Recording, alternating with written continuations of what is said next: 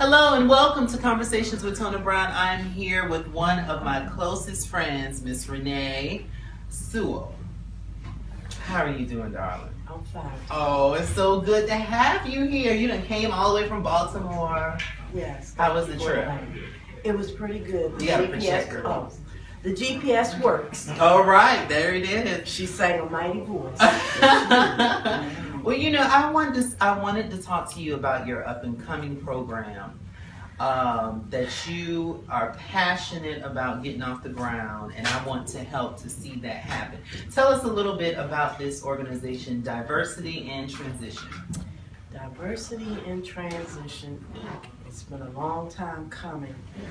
But what I plan to do is help in the cycle of homelessness for women of the LGBT community, specifically women coming from incarceration and the transgender community, with supportive services and programs. You know, help them get them back on track, individuality, to be out there on their own, you know, to gain employment and all these things. So this is because we've talked before, this is a 2-year program, correct? That you're trying to get off the ground. Yes. And what's going to happen in that 2-year program? We're going to make sure that they have all the necessities that they need. Skills training, life skills, peer support, trauma informed care, mental health, HIV is needed. We're going to, if you're not working, then you'll be able to apply for jobs. Yes, apply for jobs. You'll be able to volunteer somewhere. We're going to just do things as a community, you know, to try to get these girls back on. Yeah, and you have a passion. I used to work with you at Hearts and Ears, and you've had this passion and this dream for as long as I've known you. Since you 2007. Yeah, you know, because I didn't meet you until 2011 or 10, somewhere around there. No, it was actually 9. Lord, telling our age, Jesus. But you have always had this passion to help other people, and I want to tell you that you're one of the few people that I worked with in Baltimore who really implemented what their passion was. And so now that you're starting to do this, what is needed now? Because I want to see this happen. Some work I have done on my own, starting from the ground up. Okay. I want the board itself to be majority transgender and LGBT. Okay. Right? I want them to work in the company. I want them to run the company. All right now. You know, I want a training for the staff so that they will know to call people by their correct name. Because, you know, I have a problem. I have a problem personally. I want y'all to know. Yes, you I have do. a problem with people. You come to me and you tell me your name's Sandra, then you're going to try to find out what's going on with them. That they're not. Who are you? That's right. Who are you to judge people? So we're going to have all of that stuff laid out, all the I's dotted and the T's crossed. That's right. That's right. And you've always worked that way. I have. So again, there's a call for help. We really need some people to help to get this program off the ground. Yes, ma'am. Curriculum writing, collaborative, supportive efforts with the mental health field, getting IDs changed, getting supportive groups, you know, in that mental health thing. So you have gotten a little support from Towson University, as you were telling me. Tell us about that. I did. I have a collaboration with Towson. They're doing a website for me, and they're doing data management. Wonderful. Yeah, so we can monitor what services they go about and get. Okay, and so how can someone get in contact with you if they really want to help? They can email me at darlenesewell45@yahoo.com. Darlene Sewell 45. Darlene DarleneSewell 45. The number at yahoo.com, and they can also email, I just got this together, Diversity and Transition Inc. at gmail.com. All right now. So let's go into a little bit of your backstory, okay, if you would. Okay. You have this passion because you've had a lot of things going on in your life. So whatever you want to share about those things, I think it'll be helpful for people to know why you're so passionate about this. Have you ever, you're going to be working with people who are incarcerated. Have you ever been incarcerated? I had. Okay. And I used drugs for over 30 years. Mm-hmm. And My Lord. I was incarcerated, and when I was down there, let's go back before that. Mm-hmm. Because I've always had a thing for the homelessness. Mm-hmm. Because my mother and I had a business together. We always took care of people who were homeless and had them in, and people that had HIV and passed How old away. were you then?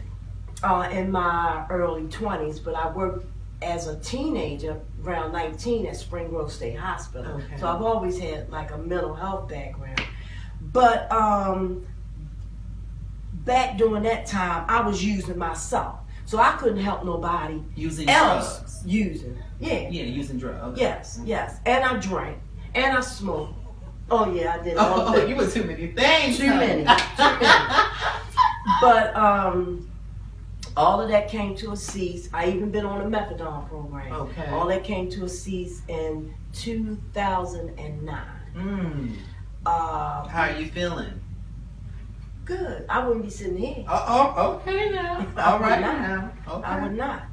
And, I would have people, I'm a good listener, and I like to advocate for people and go get information. And if I can't find it, I'm going to call you and ask you, how can you help these people? That's right. So, when I was down Jessup, Maryland, wasn't long, but I was down there, and I used to talk mostly to the lifers.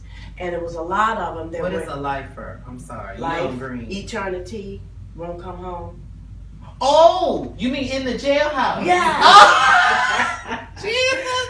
Okay, y'all forgive my greenness. Okay. I don't know what I thought you meant. I thought it was like, I thought it was gonna be like LIFE was like the name of a ink or something. Okay, no, I'm sorry. That was me. Sorry, it's okay. y'all. It's okay. Y'all this know. is what we're trying to do: educate and inform. That's right. Educate me. So you were talking to the people who are in jail for life. Yes, and a few others, and they were telling me about, after they leave, finish their time, not the Lakers now, but they had some that had come home. Oh, good. But after they leave there, they had nowhere to go. Okay, that's deep. And when I was working at Hearts and Ears, GLCCB used to call me all the time and say, well, Renee, do you know anywhere that the girls could go, or that the men could go? That's right. I remember. And I did not have. Yes, I did not have anywhere for them to go. The resources, right? Did not have the resources. Nobody wanted to take them. If you go to the homeless shelters, the men's shelters didn't want to let the trans women in, and or even vice versa. They didn't want to let the gay men in, and then the women's shelters didn't want to let the trans women in. Okay. So that was too many things. Yeah, I remember when we used to, I used to volunteer at Hearts and Ears. And, those terrible calls that would come in where someone was put out on the street, their family didn't, for LGBT community. And we're struggling trying to find where are they going to go. So this program is one of the programs that might help the women, because this is all women. It's women for now. For now. Okay, so for now it'll be a 2-year program for women in the LGBT community. And because you've had such a close relationship with women like myself, you've also had a passion for getting the word out about trans issues, and you always tell me, I don't understand what's the big I didn't. But today, I have a different view. Not a different view, but I've been educated because I couldn't understand why people just couldn't treat people as they were. Okay. Amen. You say, Renee, I need your help. Well, what can I do for you, Tona? Right. Not trying to figure out what else is going on with you, because that's not my business. Right.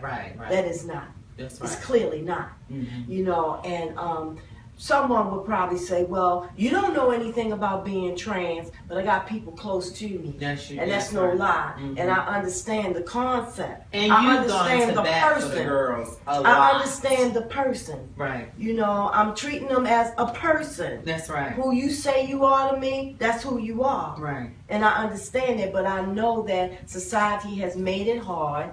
sometimes the people in the community has made it hard for themselves, you know, because they go against each other right there in the community. I don't understand that part either.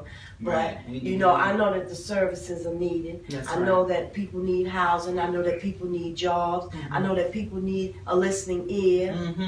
And we were talking about possibly having some kind of worker that will work specifically with the transgender population that's at your facility. I would like to hire, it's a case manager. A case manager. And I would like for the case manager to be trans. Okay. All right now. So y'all can't say there's not no jobs coming out here. This woman is serious. She's about it. And so we need some help to get this program off the ground. The need is vast. Lord knows. The statistics are showing that there's so many LGBTQ that people who are being put out on the street and they are homeless. So I really commend you for doing this program. Please contact her again. It's Darlene Sewell 45 at yahoo.com or Diversity and Transition Inc. at gmail.com. All right now. Well, thank you so much for coming on the show. Of course. Anytime. Thank you for everyone who's watching. We are live on Conversations with Tona Brown. Have a fabulous